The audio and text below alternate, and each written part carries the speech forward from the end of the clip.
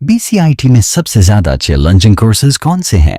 अच्छा, कोर्सेज जो हैं मैं आपको सीएस के कोर्सेज बताता हूँ, वरना तो मैथ्स के कोर्सेज वगैरह तो सारी चलते रहे। आपकी कैलकुलस आएगी वगैरह, दूसरी चीज़ें डिफरेंशियल इक्वेशंस है, लैग आती है, लीनियर अलजेब्रा वगैरह सारी चीज़ें। कंप्यूटर के कोर कोर्सेज जिसको हम सीटी के कोर्सेज बोलते हैं, हमारा जो कोर्स कोड होता है वो सीटी होता है। तो उसके जो हमारे पास सीएस या सीटी, इनके जो कोर्सेज होते हैं उसके अंदर आपके जो मेन कोर्सेज हैं वो प्रोग्रामिंग फंडामेंटल्स आते हैं। प्रोग्रामिंग फंडामेंटल्स के बाद आपके पास आती हैं FIT आएगा, fundamentals of information technology, theoretical course है। प्रोग्रामिंग फंडामेंटल्स आपका 4 क्रेडिट आवर्स का होता है, जिसमें आपको कोडिंग भी सिखाई जाती है, मतलब प्रोग्रामिंग की फंडामेंटल्स के बेसिक सिंटैक्स क्या होता है, कोई भी लैंग्वेज सिखा रहे होंगे आपको। इसी तरह आहिस्ते आहिस्ते आता है जो सबसे बुरे कोर्सेज जो हैं उनके बारे में आपको नाम बता देता हूँ, जो कि बहुत मुश्किल हैं बट बहुत कोर हैं। अगर सही से पढ़ लें आप लोग तो आपको बहुत हेल्प आउट करेंगे, जो कि हैं डेटा स्ट्रक्चर्स और डेटा एल्गोरिथम्स। ये कोर्सेज हैं जो आपकी ज़िंदगी में थोड़ा सा 2 चम्मच जहर घोल देंगे, बट ये है कि ये चीज़ ये और एक नहीं है, इसके डिफरेंट वर्जन्स है। मतलब एक सेमेस्टर में एक डेटा एल्गोरिथम्स का होगा, फिर दूसरे सेमेस्टर में एडवांस होगा, फिर टा का होगा,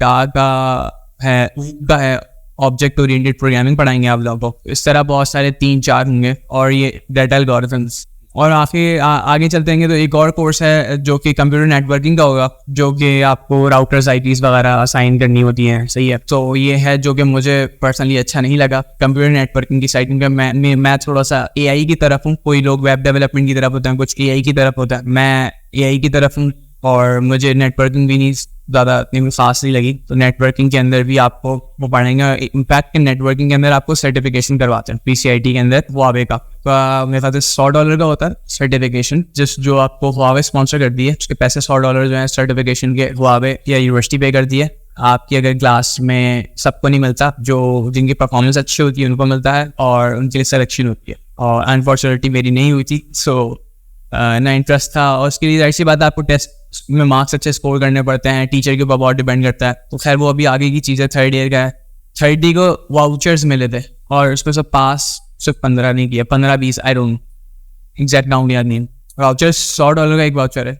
वाउचर ये होता है जब आप कोई भी O लेवल अगर आप लोगों ने किया हो, तो आप लोग एग्जाम देने से पहले उसकी एग्जाम की आइल्स देने जाते हैं, तो आइल्स की फीस होती है 50,000 55,000। तो वो स्पॉन्सर करती है आपको हुआवे यूनिवर्सिटी की तरफ से, हुआवे स्पॉन्सर करता है आपको। तो वो जो आइल्स एग्जाम है, तो आइल्स एग्जाम आप जाएंगे जब देने, जब आपकी तैयारी होगी। तो जिन बच्चों की तैयारी है वो उसकी अकाउंटेबिलिटी का जो क्राइटेरिया है वो टीचर सेलेक्ट करता है कि आपके कितने मार्क्स हैं, कितने अच्छे हैं, आपकी पूरे कोर्स में कितनी अच्छी परफॉर्मेंस रही है और आपने मॉक एग्जाम्स वगैरह में कितने अच्छे मार्क्स स्कोर किए हैं। उसके बाद वो आपको स्पॉन्सर करते हैं, वो मतलब उसकी फीस, तो वो टोटल मेरे ख्याल से 30 या 40 बच्चों की, 30 से 35 बच्चे को स्पॉन्सर करते हैं, जो कि इसकी जो फीस होती है $100 होती है। $100 की वो स्पॉन्सर करते हैं। उसके बाद आपके ऊपर है कि आप आइल्स पास करें या ना करें। तो आप एग्जाम में बैठते हैं ना, एग्जाम की फीस है बेसिकली वो $100। उसके बाद आप पास करें ना करें वो तो आपके ऊपर है। वो टोटल सर्टिफिकेट की या एग्जाम की फीस एक ही है। हाँ, जो है वाला। कोई ऐसा मुश्किल प्रोजेक्ट बताइए जिस पर आपने दौरान तालीम काम किया हो।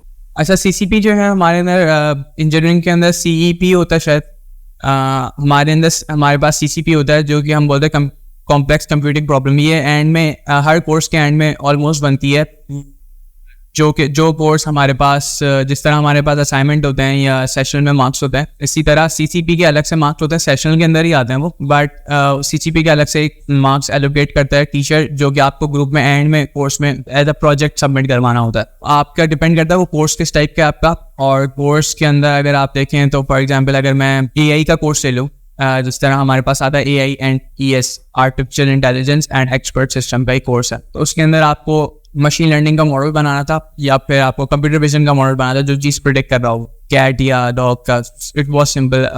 जो लोग इस फील्ड से रिलेटेड नहीं है तो उनको थोड़ा सा मुश्किल लगता है वो, बट मैं AI का तो वो इट्स वॉज सिंपल। बाकी और हमारे पास CCP होगा, फॉर एग्जाम्पल सॉफ्टवेयर इंजीनियरिंग है, तो आपको पूरे एक SDLC का एनालिसिस बनाना पड़ेगा सॉफ्टवेयर डेवलपमेंट लाइफ साइकिल का। अगर आपके पास वेब इंजीनियरिंग पढ़ना है, फोर्स वेब इंजीनियरिंग के अंदर आपको CCP बनाना है 3-4 लोगों के साथ मिलकर, जो पूरी वेबसाइट बनानी होगी आपको। वेबसाइट बनाने होगी वो किसी भी प्रॉब्लम एप्लीकेशन को सॉल्व कर रही हो वेबसाइट। ऐसी नहीं वेबसाइट कर रही है क्लिक कर रहा हूँ मैं, कोई ना कोई इसके बाद कोई काम रेंडर हो रहा हो। इसी तरह अगर आपका डेटाबेस का कोई कोर्स है, डेटाबेस मैनेजमेंट सिस्टम का कोर्स है, तो उसमें आपको डेटाबेस बनाना पड़ेगा और डेटाबेस में आप क्या चीज़ें काम कर रहे हैं, इस पर क्या क्वेरीज जनरेट कर रहे हैं, सारी चीज़ें आपको करवानी पड़ेगी। लैपटॉप का जहाँ तक सवाल है, ये आपके ऊपर डिपेंड करता है आप कौन सा लैपटॉप इस्तेमाल करें and in which you are comfortable with. आप लोग कंपनी पूछते हैं डेल है या कोई और सा है, तो it's solely depends on you.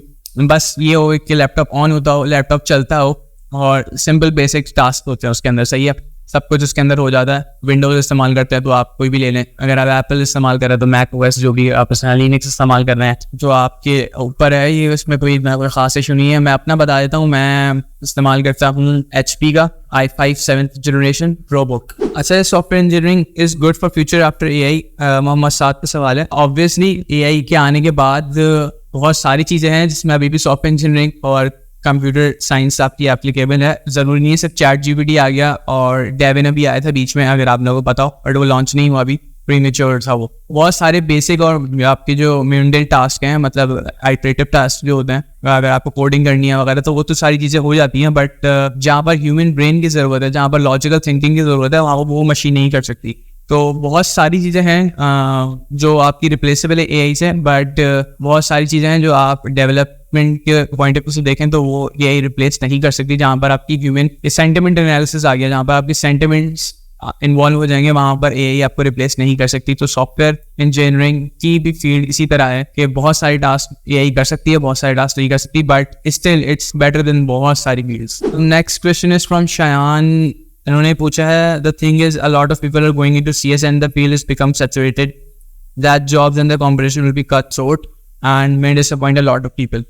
CS saturated तो हो रही है काफ़ी, बट इसके अंदर सैचुरेशन का भी बहुत गुंजाइश है, क्योंकि हर चीज़ आपकी, आप देख रहे हैं टेक्नोलॉजी, बिल्कुल हम इस तरफ जा रहे हैं, हर चीज़ ऑटोमेशन की तरफ जा रही है। तो CS के अंदर ना काम बहुत है, आपकी जॉब अपॉर्चुनिटीज़ बहुत हैं। दूसरी बात ये, जॉब अपॉर्चुनिटीज़, इंडस्ट्रीज़, और बेसिकली हम CS के अंदर सर्विस बेस्ड कंपनीज बहुत काम कर रही है, जैसे हम सॉफ्टवेयर हाउसेज भी बोलते हैं। सॉफ्टवेयर बना के दे रहे हैं, आप कोई सर्विस दे रहे हैं, कोई प्रोडक्ट बना के दे रहे हैं। बाकी अगर आप इंजीनियरिंग की फील्ड देखेंगे तो वहाँ पर कोई ना कोई काम हो रहा है, वो भी सर्विस प्रोवाइड कर रहा है, बट जितना काम खासतौर पे साउथ एशिया के अंदर है, इतना काम south Asia including Pakistan, India and Bangladesh, तो यहाँ पर जितने डेवलपर्स और जितना आउटसोर्सिंग का काम कर रहे हैं, मतलब बाहर लोगों की कंपनीज को चला रहे हैं यहाँ पर बैठ के, इतना मेरे ख्याल से कोई भी पूरी दुनिया में नहीं कर रहे लोग। साउथ एशिया के अंदर बहुत काम है, और एक फील्ड कभी भी सैचुरेटेड इस वजह से नहीं होगी क्योंकि आए दिन बहुत ज़्यादा डेवलपमेंट हो रही है टेक्नोलॉजी, तो काम मजीद बढ़ रहा है, और लोगों की रिक्वायरमेंट्स बहुत है, स्किल्ड वर्कर्स की रिक्वायरमेंट बहुत है। अच्छा, कबीर और IM नीमो का सवाल है कि why choose NED over FAST.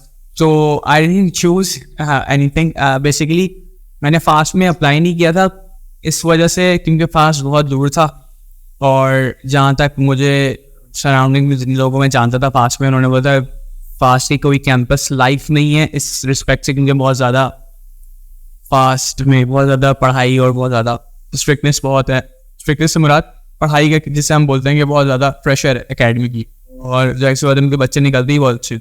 तो मुझे जब मैं इंटर देखने गया था तो आई वॉज लाइक कि यार यूनिवर्सिटी जाके अब चिल करना है और ना ज़्यादा कोई सर पे सवार नहीं करना यूनिवर्सिटी को। तो और एट द सेम टाइम मैंने NED का टेस्ट दिया था तो मेरे अच्छे मार्क्स आए थे, और घर वाले भी, आपको पता है घर में अगर आपके अम्मी अब्बू हैं तो वो NED को ज़्यादा प्रेफर कर कि एक नाम है कि जो भी है। तो मेरा NED में एडमिशन भी हो गया था बहुत ज़्यादा अच्छे नंबरों से, तो स्पेशल मैंने NED को चूज़ किया। इंटर्नशिप आपको हमारे यहाँ जो आप इस साल से, मेरे ख्याल से इस साल नहीं पिछले साल से कंपलसरी कर दी गई है, जो आपको 8 वीक की इंटर्नशिप लाजमी करनी होती विद इन यूनिवर्सिटी के अंदर आपकी डिग्री के लिए 8 वीक की इंटर्नशिप लाजमी है, मतलब जो कि बनती है 2 मंथ। तो आप उसको 4 वीक्स करके भी कर सकते हैं, मतलब 1 मंथ करके भी, अपन एक साथ भी कर सकते हैं। अब ये आपकी डिपेंड करता है, जब आपके समर्स आते हैं 2nd year 3rd year 4th year, उसके अंदर आप कर लें। तो मैंने जो इंटर्नशिप की थी वो मैंने की थी NCL के अंदर, न्यूरो कंप्यूटेशन लैब, ये NED के अंदर ही है, और यहाँ पर मैंने मशीन लर्निंग के अंदर की थी। और आप कहीं और भी कर सकते हैं, आप किसी गवर्नमेंट जगह पे भी कर सकते हैं, जिस तरह अभी मेरे साथ के लोगों ने की है KDA KMC वगैरह के अंदर IT डिपार्टमेंट्स हैं यहाँ पे, उनके लिए की है। तो और ये आपको यूनिवर्सिटी भी ऑफर करती है इंटर्नशिप, मतलब अगर आपकी GPA अच्छी चल रही है तो वो खुद आपको रेफ़र करती है कि आप इधर जाएं और इधर जाकर इंटर्नशिप है। तो इसी तरह सुई गैस वगैरह ये जो गवर्नमेंटल इदारे हैं गवर्नमेंट्स के, तो यहाँ पर बहुत सारे बच्चों ने की है इंटर्नशिप।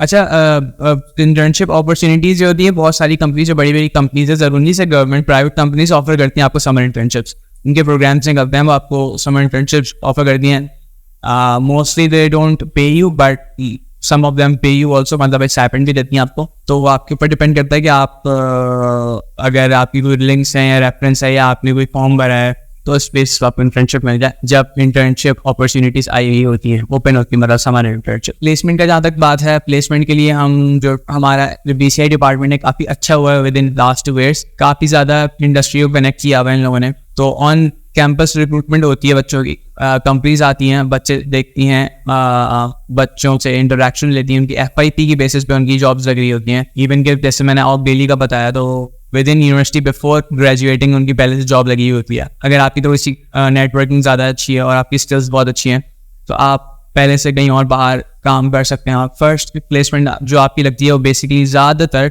आपकी FYP पूछ के लग रही होती है कि आपने FYP में क्या बनाया और क्या प्रॉब्लम आप सॉल्व कर रहे थे, या उसके रिलेटेड सवाल। Facilities in BCIT I would say as a department wise, मतलब अगर इंफ्रास्ट्रक्चर देखा जाए तो कोई वैसा कोई खास नहीं है।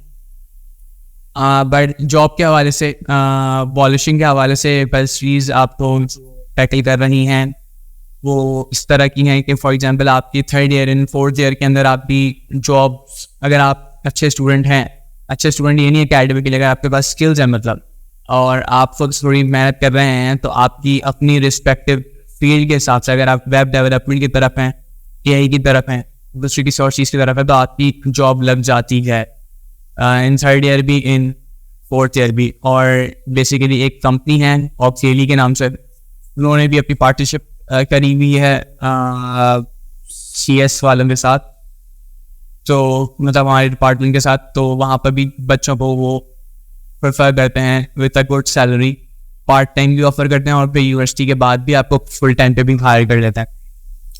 तो वो है एक बहुत फीजिबल इन्वायरमेंट के अंदर आपको जॉब ऑफर करते हैं, और बच्चे आराम से अपने पैसे कमा सकते हैं, और it's a good hands amount. जो कंपनीज हायर कर रही होती हैं, बड़ी बड़ी कंपनी जो पाकिस्तान और कराची के अंदर है, वो सन नंबर 1 पे OUC है, सिस्टम्स लिमिटेड है, और अवांजा है, और भी बहुत सही।